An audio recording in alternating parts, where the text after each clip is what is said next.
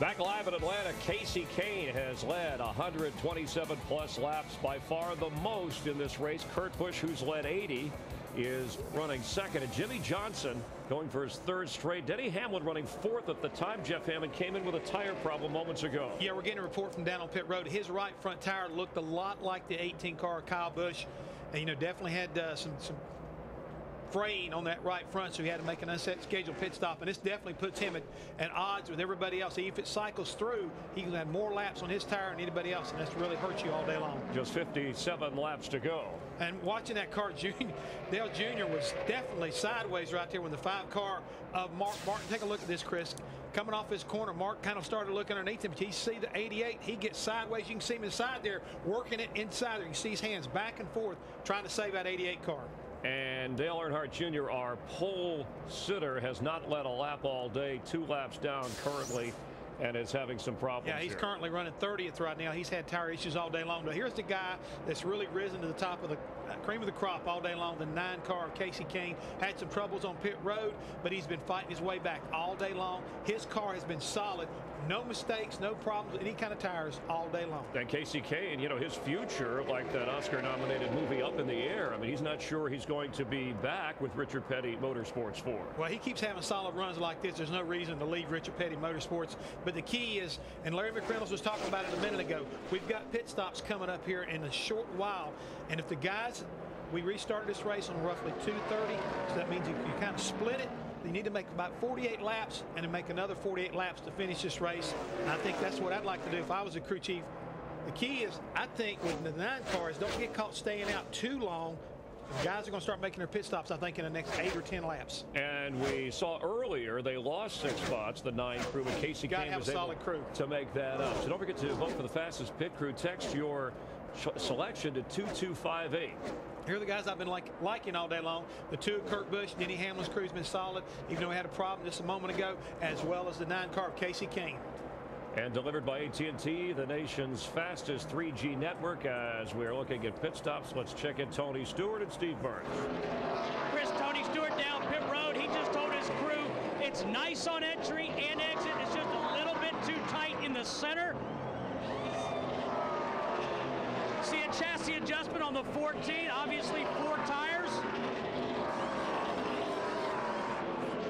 4 tires is packed full of gas, and he's away back up to Mike Joy. Thanks, Steve. Regan Smith is in right behind him.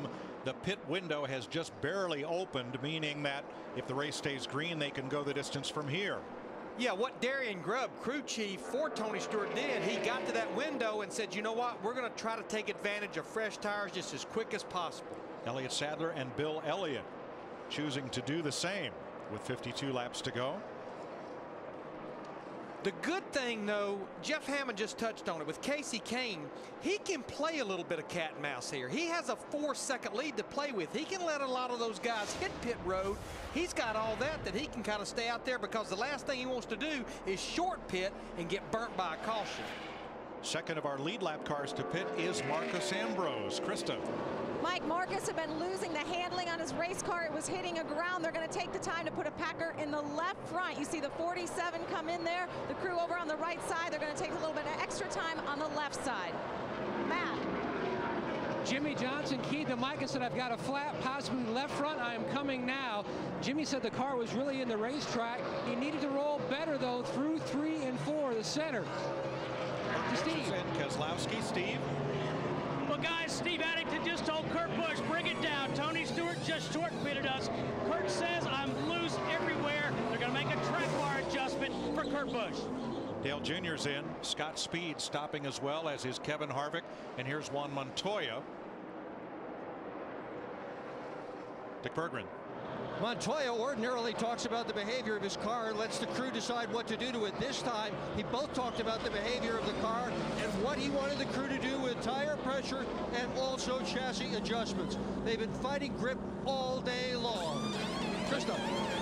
Remember, the 31 had brake issues. They had to clamp off the rear brake line. They had no rear brakes. He had a speeding penalty last time he was in. Now Jeff Burton, crew working on the right side, trying to get the handling right on his race car. Matt? And Matt Kenseth wanting a air pressure change, and they were also talking about a chassis adjustment for the 17. The back just not in the racetrack like he needed on that 17 machine. Clint Boyer, Brian Vickers, now Martin Truex in the pit lane, Jamie McMurray, Bobby Labonte. They push him out, get him going and away. Allmendinger's in, and Steve.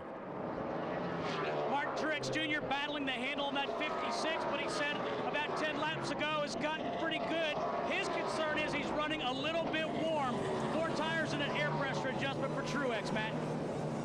Steve, Casey Kane says the car started out really well at the beginning of the run, but then the back end just came out of the racetrack and lost a lot of the forward bite.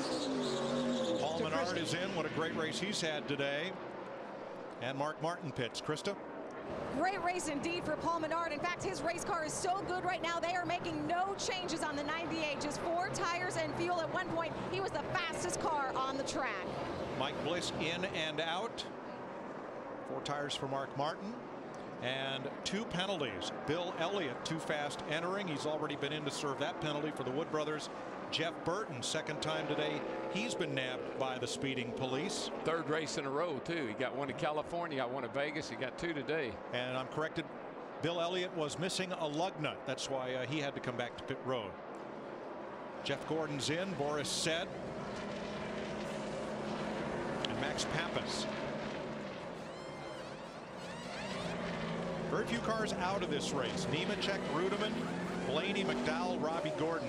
Everybody else still on track. 4,000, get it hard, get it hard, get it, get it, get it, get it, get it, get it, get it right there. So Denny Hamlin is your race leader over Kurt Busch. I don't know, not for long.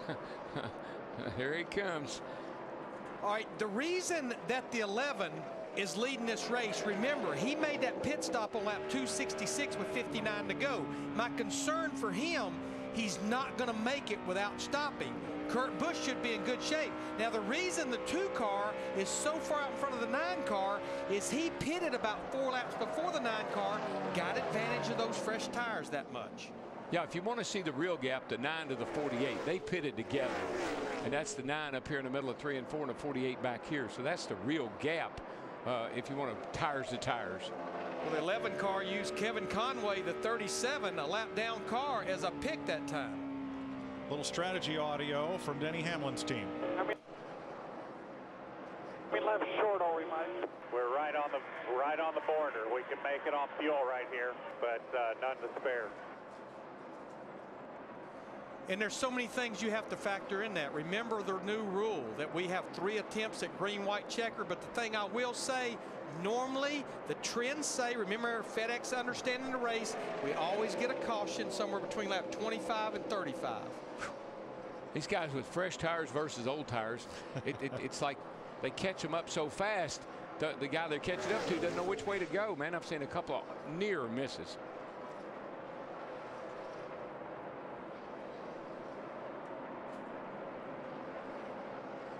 Jimmy Johnson sitting in 4th, winner of the last 2 races. He's also the last driver to win 3 in a row. That happened in 2007. And here's Matt on the 48. Mike, the wear pattern issue that we've been following on the 24, Jeff Gordon on that right front, similar issue for Jimmy Johnson, although his looked much worse than Gordon's. About 2 laps before he said, I've got to hit pit road, he radioed the Chad Knaus. I picked up a slight vibration. Great call by the driver.